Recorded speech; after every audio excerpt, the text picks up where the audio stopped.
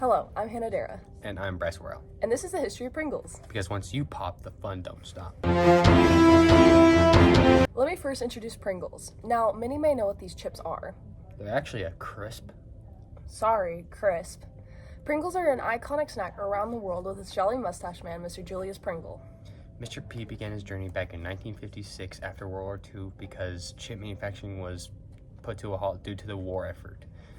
Procter & Gamble wanted to fix the problem of broken and greasy chips. I thought they were crisps. Oh, they are, but let me tell you the story first. Once upon a time, a long time ago, there were two young guys named Procter & Gamble, and they discovered a problem. They realized that all chips are either greasy or broken, or both.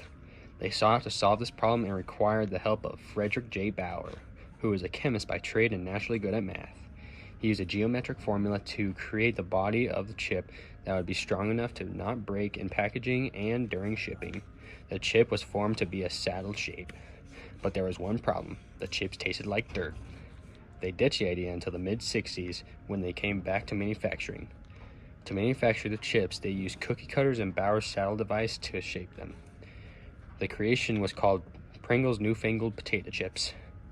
Pringles weren't an instant hit in the United States, and the solution did not seem to be working. Then one day, the FDA demanded P&G not to call them a chip because it wasn't a chip due to the recipe not being all potatoes. The recipe was dehydrated potatoes, rice, corn, and wheat. So P&G decided to call them crisps and also lost the word newfangled in the name brand. Then, the brand was officially named Pringles. There are two main theories on the name creation. The first theory is about Mark Pringle, who worked for Procter & Gamble and the company as well as cited the patent.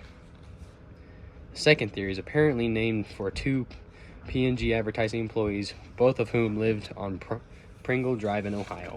Speaking of Pringles, I need a snack break. Because once you pop, the fun don't stop. In the 1980s, Pringles became a lot more popular and the crisps skyrocketed in sales. As Pringles became more popular, they needed to find new consumers to expand their brand. So they began to start selling their products overseas in many different countries.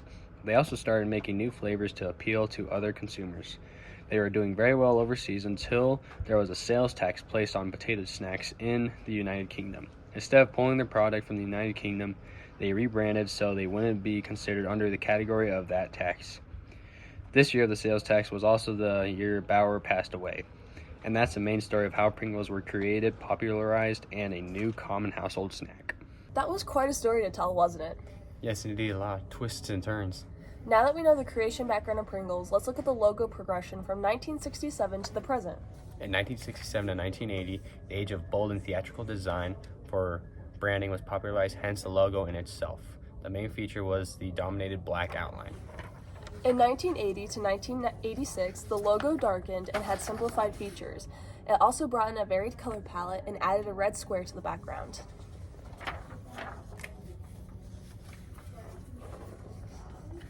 In 1986 and 1996, the apostrophe in Pringles was removed in this logo design and was brightened. They removed the red background and the face was rounded out. The whole logo was modernized in this format for the era. In 1996 to 2002, the portrait was switched to be a diagonal tilt, and the color red was removed from the logo altogether, as well as the palette lightening up. It became a modern and clean logo.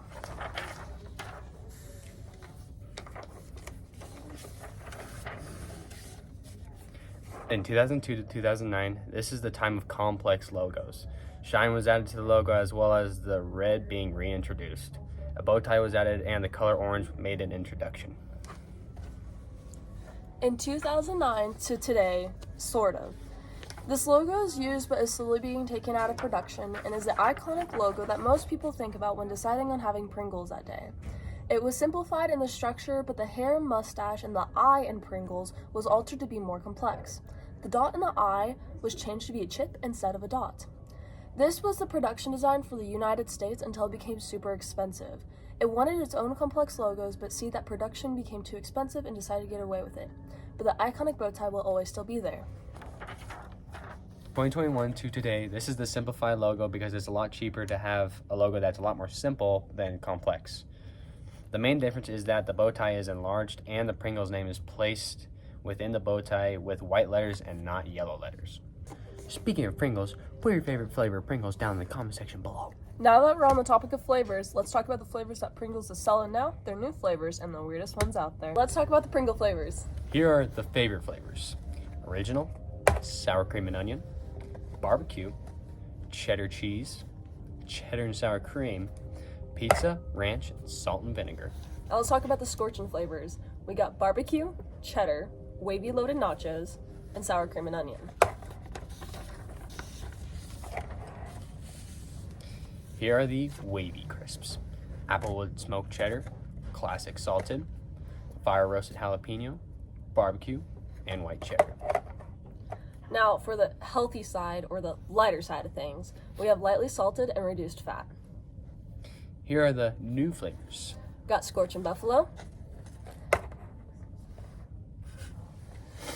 Philly cheesesteak, french fries and ketchup. and hot honey, Now let's talk about the top 10 weirdest flavors of Pringles. according to swirl.com. Number 10, dill pickle. Number 9, ketchup. Number 8, pecan pie, the holiday flavor of 2016. Number 7, king crab.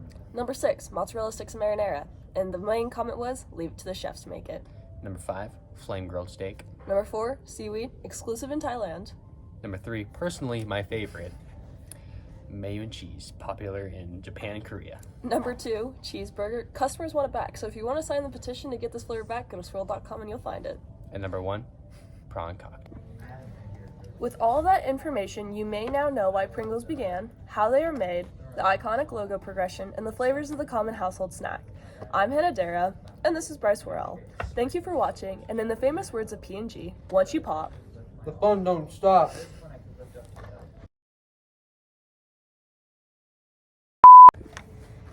In 2021 to today, this is the new simplified version of the Pringles. Why did you word this so weird? In 2021. 2020. Wait. Now let's talk about the top 10 weirdest flavors of Pringles.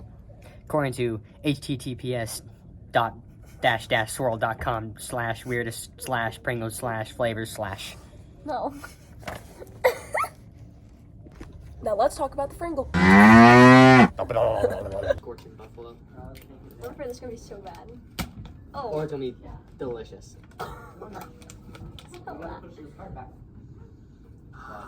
Shut up. Let's try it. Come on. Okay, grab a chip. 3, 2, 1. We're gonna do it. Oh, okay. You can take them.